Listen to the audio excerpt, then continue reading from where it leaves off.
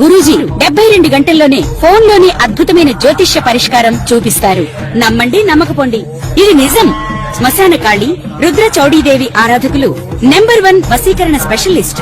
గురూజీ మనిషి పుట్టుక నుండి చనిపోయే వరకు వచ్చే అన్ని క్లిష్టమైన సమస్యలకు పరిష్కారం ఇక్కడ లభిస్తుంది. విద్య, ఉద్యోగం, వ్యవహారం, స్త్రీ ప్రేమ, పెళ్లి, సంతానం, స్త్రీ పురుష వశీకరణం, భూవశం, భార్యాభర్తల కలహాలు, కోర్టు సమస్యలు, విడాకుల సమస్యలు, చేతబడి, అప్పుల బాధ, ఇంకా మీకు ఎలాంటి సమస్యలు ఉన్నా 72 గంటల్లోనే శాశ్వత పరిష్కారం చేయబడును. జ్ఞానానందమయం దేవం నిర్మలా స్ఫటికాకృతం ఆధారం సర్వవిద్యానాం హయగ్రీవ ముపాస్మహే. చక్షుషే జగతాం కర్మసాక్షిణే తేజసామృతే మూర్తిత్రయ స్వరూపాయ మార్తాండాయ నమో నమః. సర్వజగములకు చక్షు వంటి వాడును, సర్వ కర్మలకు సాక్షియును, తేజస్సులకు నిధియును, మూర్తిత్రయ స్వరూపుడు అగు మార్తాండునికి అనగా సూర్య భగవానికి నమస్కారం చేస్తూ మకర రాశి వారికి యొక్క గోచార ఫలితాలు జూలై నెలలో మకర రాశి వారి యొక్క గోచార ఫలితాన్ని నేను ఇప్పుడు చెప్తున్నాను. జూలై 17 వరకు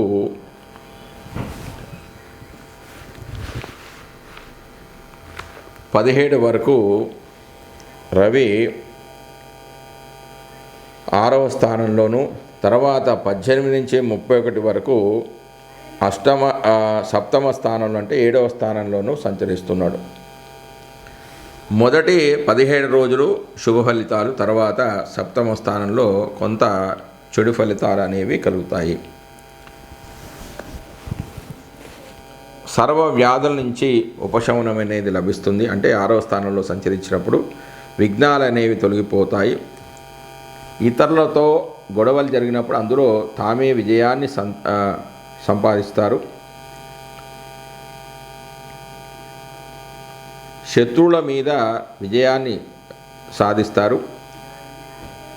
కాంపిటీషన్స్ ఎగ్జామ్స్ రాసే వాళ్ళకి వాళ్ళు మంచి మార్కులతో పాస్ అవుతారు. వారికి ప్రభుత్వ ఉద్యోగాలు వచ్చే అవకాశం కూడా ఉంది. నేత్ర రోగ సమస్యలు ఏమన్నా ఉంటే కూడా అవన్నీ కూడా తొలగిపోతుంది. భార్యతో మంచిగా ఉంటారు. సోదర జ్ఞాతులతో మంచి సత్సంబంధాలు ఏర్పడతాయి. అంటే పెదనాన్న పిల్లలు, చిన్నాన్న పిల్లలు వాళ్ళతోని మంచి బాంధవ్యాలు అనేవి ఏర్పడతాయి. కీర్తి ప్రతిష్టలు అనేవి పెరుగుతాయి. దాని తర్వాత ఇక సప్తమ స్థానంలోకి ప్రవేశించిన తర్వాత అంటే 18 నుంచి 31 ఆ తేదీలలో సప్తమ స్థానంలో ప్రవేశించిన తర్వాత వివాహ ప్రయత్నాలు ఏవి కూడా అనుకూలించకపోవడము, కలత్రంతో గొడవలు జరగడము, ప్రయాణ భంగాలు ఏర్పడడం, ప్రయాణాల్లో ఇబ్బందులు ఏర్పడడము, బుద్ధిమాంద్యం ఏర్పడడము, కొన్ని పనులు అతి కష్టంగా ఎంత ప్రయత్నించినా కూడా జరగకపోవడము, విదేశాలకు వెళ్ళడము వంటివి జరిగే అవకాశాలు ఉన్నాయి. దాని తర్వాత కుజుడు యొక్క ఫలితాలు. కుజుడు మకర రాశి వారికి 8వ స్థానంలో సంచరిస్తూ ఉన్నాడు.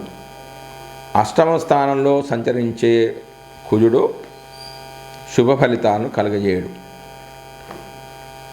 దీనివల్ల ఫలితాలు ఏంటంటే అనుకోకుండా రోగాల బారిన పడడము, సుఖం అనేది లేకపోవడము, అవమానము, బంధువుల ద్వారా చెడు వార్తలు వినడము,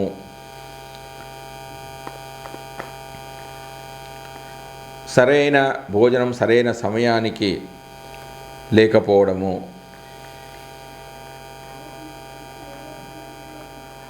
సోదరుడికి అనేక ఇబ్బందులు కలగడం, అంటే సోదరుడి యొక్క శత్రువుల ద్వారా బంధువులకు సోదరులకు కానీ అనేక ఇబ్బందులు కలగడము, భార్యతో గొడవలు కలగడము, ప్రభుత్వ మూలకంగా ఇబ్బందులు అంటే పెనాల్టీస్ కట్టడము, ట్యాక్స్ కట్టడము, అనుకోని సంఘటనలు జరగడము, దుష్టులతో సాంగత్యం ఏర్పడము, అధికంగా కోపానికి గురి కావడము, ప్రమాదాలు జరగడం అంటే యాక్సిడెంట్లు జరగడం వంటివి కూడా జరిగే అవకాశాలు అనేవి ఉన్నాయి. కాబట్టి వీరు కొంచెం జాగ్రత్తగా ఉంటే చాలా మంచిది. దాని తర్వాత బుధుడు యొక్క ఫలితాలు.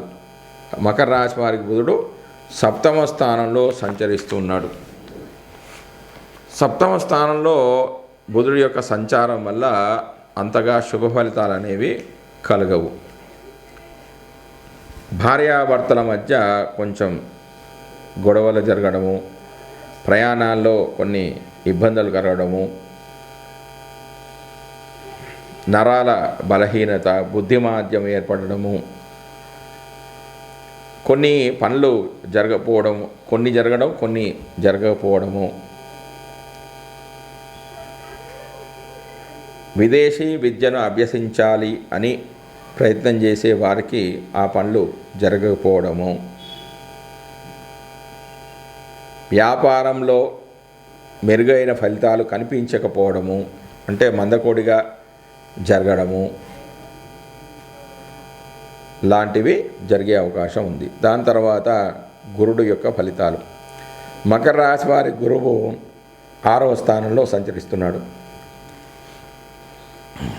6వ స్థానంలో సంచరించే గురుడు అంత శుభ ఫలితాలను కలుగజేయడు. అనేక రోగాల బారిన పడడం, పనుల్లో ఆటంకాలు ఏర్పడము, ఇతరులతో అనవసరంగా గొడవలు జరగడము,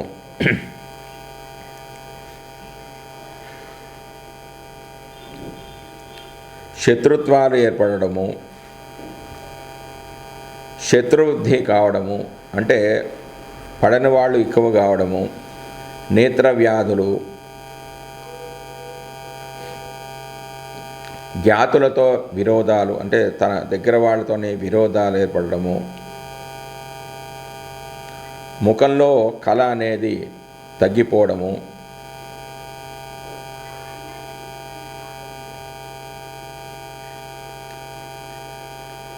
లాంటివి జరగవచ్చు. తర్వాత శుక్రుడి యొక్క ఫలితాలు. మకర రాశి వారి శుక్రుడు 5వ స్థానంలో సంచరిస్తున్నాడు. 5వ స్థానంలో సంచరించే శుక్రుడు శుభఫలదాత. 5వ స్థానంలో శుక్రుడి సంచారం వల్ల సంతాన సౌఖ్యం ఏర్పడుతుంది.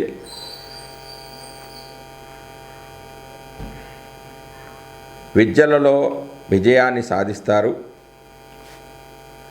పితృధనం అనేది లభిస్తుంది. స్త్రీ మూలకంగా ధనం కూడా లభిస్తుంది.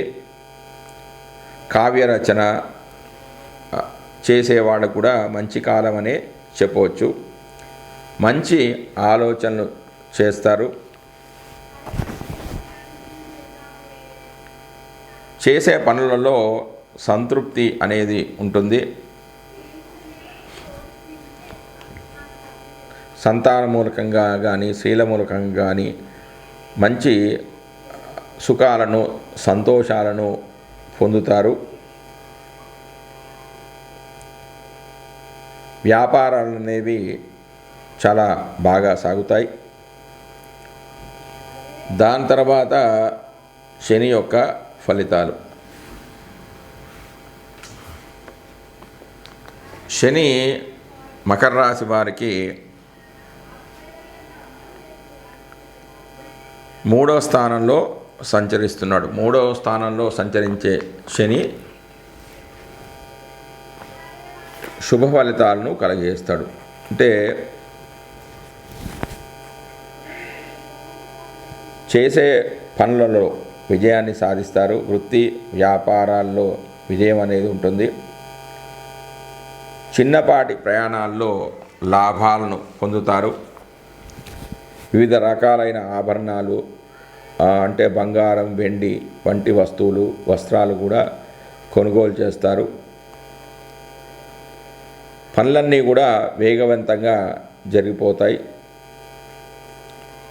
విద్యా వినోద కార్యక్రమంలో పాల్గొంటారు. శారీరక బలం కూడా పెరుగుతుంది.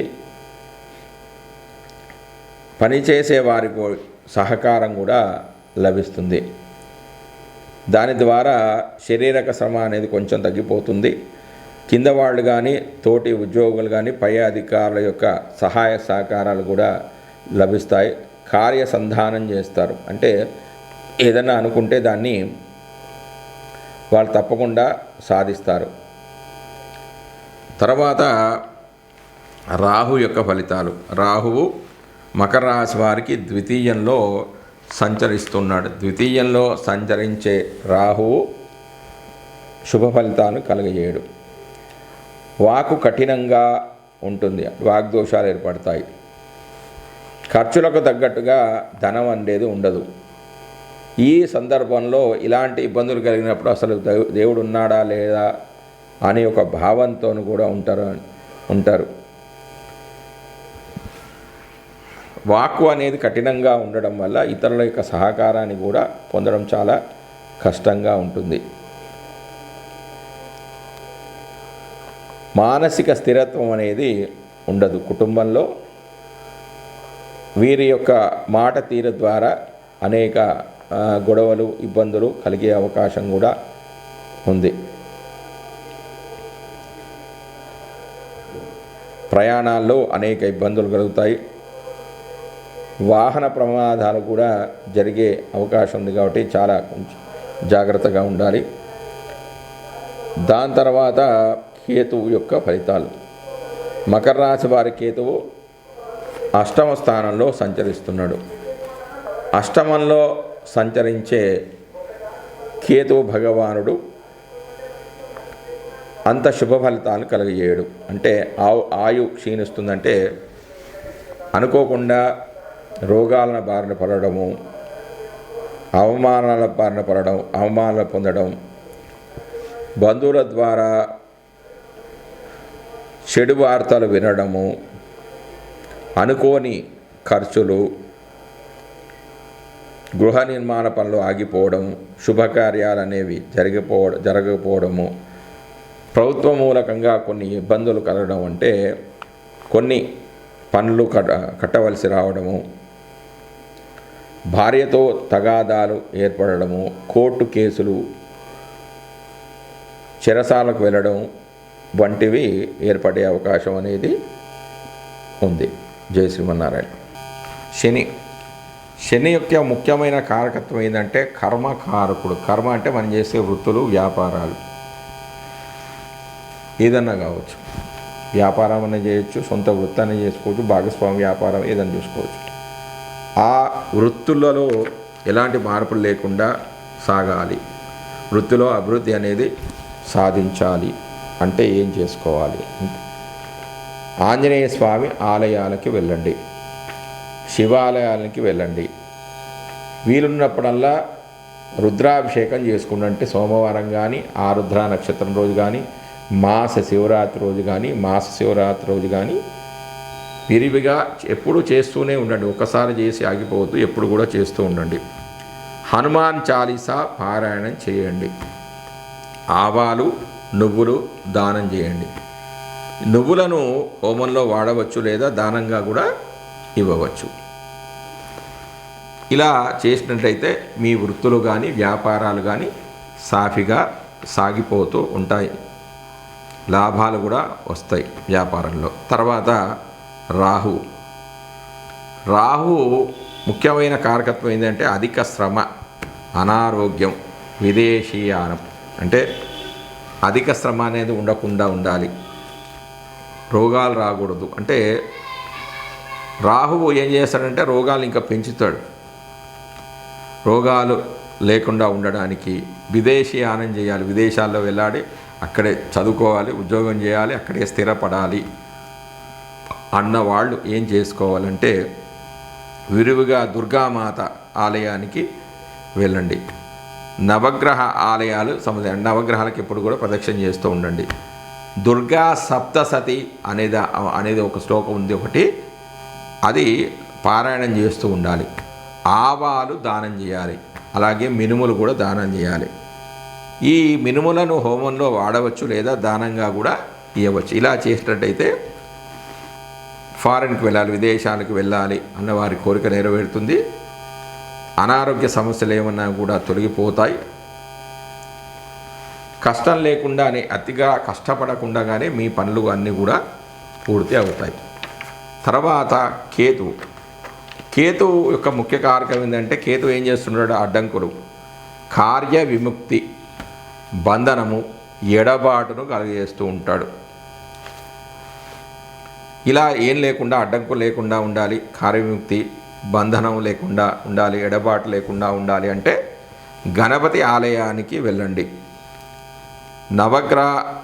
నవగ్రహాలకు ఎప్పుడు ప్రదక్షిణ చేస్తూ ఉండండి. హనుమాన్ చాలీసా పారాయణం చేసుకోండి.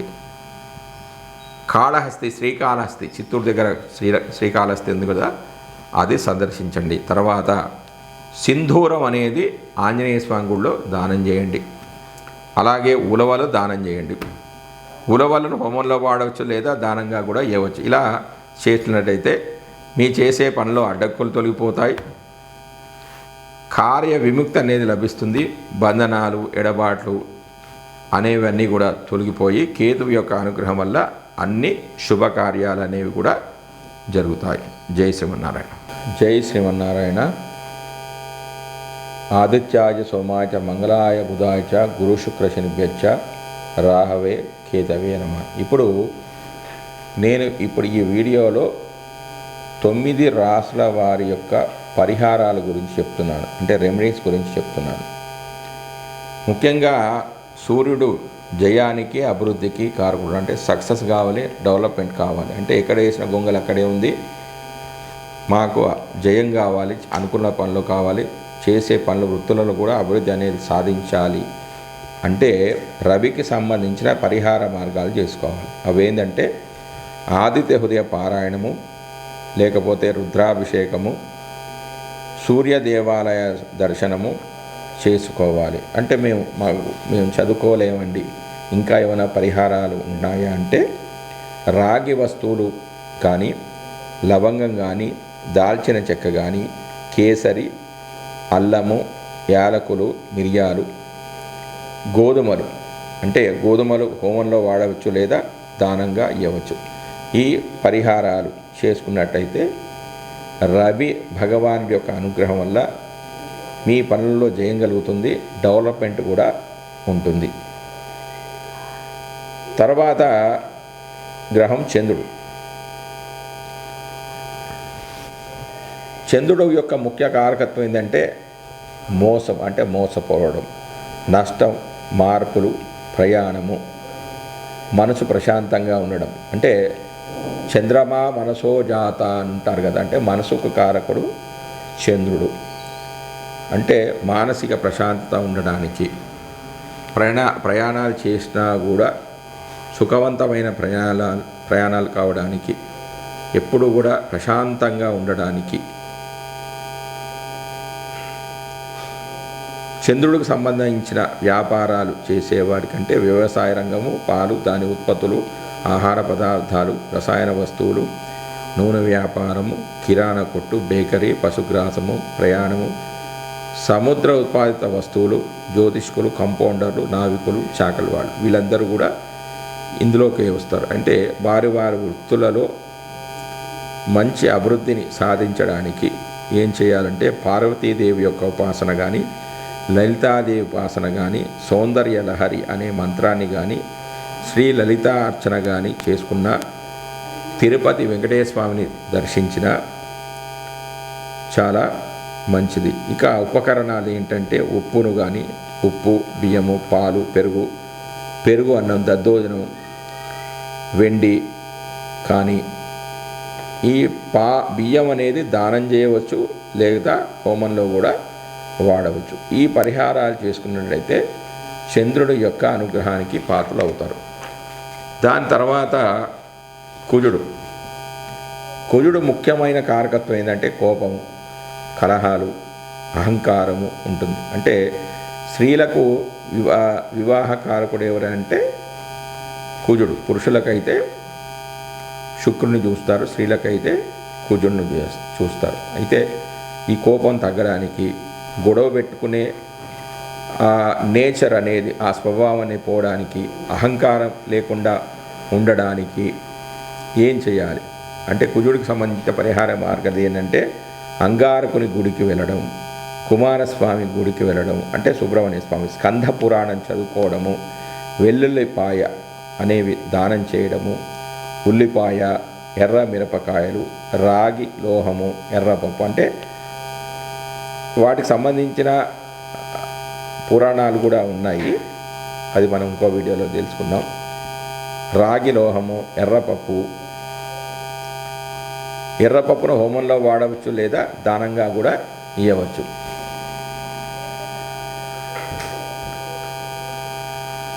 దాని తర్వాత అంటే ఈ పరిహారాలు చేసుకున్నట్టయితే కుజుడి యొక్క అనుగ్రహం వల్ల కోపం అనేది తరుగుతుంది, కలహాల జోలికి వెళ్ళరు, స్త్రీలకు కూడా చాలా అనుకూలంగా ఉంటుంది, వాళ్ళకి వివాహ ప్రయత్నాలు కూడా అనుకూలిస్తాయి. దాని తర్వాత బుధుడి యొక్క ఫలితాలు, ముఖ్యంగా బుధుడు ముఖ్య కారకుడు ఏంటంటే విద్యకు, స్నేహానికి, వ్యాపారానికి కారకుడు బుధుడు. అయితే మంచి విద్య లభించాలి, మంచి స్నేహితులు లభించాలి, వ్యాపారాలు అనుకూలంగా సాగాలి అంటే బుధుడికి సంబంధించిన ఏ పరిహారాలు చేసుకోవాలంటే శ్రీకృష్ణుని దేవాలయాన్ని సందర్శించడం, శ్రీమన్నారాయణుని దేవాలయానికి వెళ్ళడం, నారాయణ మంత్రాన్ని చదువుకోవడం అంటే విష్ణు సహస్రనామ పారాయణము, తర్వాత పెసలు దానం చేయడం, పంచలోహాలు దానం చేయడం. ఇక పెసలు హోమంలో వాడవచ్చు లేదా దానంగా కూడా చేయవచ్చు. ఇలా చేసినట్టయితే మంచి ఉన్నతమైన విద్య లభిస్తుంది, మంచి స్నేహితులు లభిస్తారు, వ్యాపారంలో లాభాలు అనేవి ఉంటాయి. దాని తర్వాత గురుడు యొక్క ఫలితాలు, గురుడు యొక్క ముఖ్య కారకుడు ఏమంటే జీవకారకుడు, పురుషులకి జీవకారకుడు అంటే మంచి భాగ్యము, జీవితం ఏ ఇబ్బందులు లేకుండా జరగాలి అని అంటే ఏ కష్టాలు లేకుండా జీవితాంతం మంచిగా సుఖాలు ఉండాలి అంటే దానికి ఏం చేయాలంటే ఏదైనా దేవాలయానికి వెళ్ళండి, ఏదైనా దేవాలయం అంటే దక్షిణామూర్తి కానీ ఆలయానికి వెళ్ళండి, గురు స్తోత్రాన్ని చదువుకోండి, మీ గురుదేవులు మీకు ఇష్టమైన గురువులు కానీ మీ విద్య నేర్పించిన గురువులకు కానీ మీకు తోచినది దానం చేయండి. టెంకాయ దానం చేయండి, లేకపోతే వక్కలు, తేనె, నెయ్యి, బంగారము, శనగలు దానం చేయండి. ఈ శనగలు హోమంలో వాడవచ్చు లేదా ధనంగా కూడా ఇస్తే నిరంతరం కూడా ఈ పరిహారాలు ఎప్పుడు చేస్తూ ఉండాలి. గురువుకు సంబంధించిన చేసినట్టయితే అనుకోకుండా సంఘటనలు ఏమీ జరగకుండా మీ జీవితం అనేది సాఫీగా చాలా సంతోషంగా సాగిపోతూ ఉంటుంది. దాని తర్వాత శుక్రుడు ముఖ్యంగా భార్యకు, వివాహానికి, సంపదలకు, ధనానికి ఈ శుక్రుడు కారకుడు. మంచి భార్యాభర్తల మధ్య మంచి అనురాగం ఉండాలన్నా, వివాహం అయిన తర్వాత వాళ్ళిద్దరు కూడా మంచిగా ఉండాలన్నా, సంపదలు పెరగాలన్నా, ధనం లభించాలి అన్నా కూడా ఏం చేసుకోవాలంటే లక్ష్మీ మందిరానికి వెళ్ళండి, అంటే అష్టలక్ష్మి ఆలయానికి వెళ్ళండి. తర్వాత శ్రీరంగం దర్శించండి, శ్రీ స్తోత్రాన్ని చదువుకోండి. తర్వాత చక్కెర, అలచందలు, పసుపు, బంగారం అనేది దానం చేయండి. అలచందలను హోమంలో వాడవచ్చు లేదా దానంగా కూడా ఇవ్వవచ్చు. ఇలా చేసుకున్నట్టయితే వివాహం కాని వారికి మంచి భార్య అనేది లభిస్తుంది. వివాహం తర్వాత కూడా చాలా బాగా ఉంటుంది, సంపదలు అనేవి పెరుగుతాయి, ధన సంపాదన కూడా చాలా బాగుంటుంది. దాని తర్వాత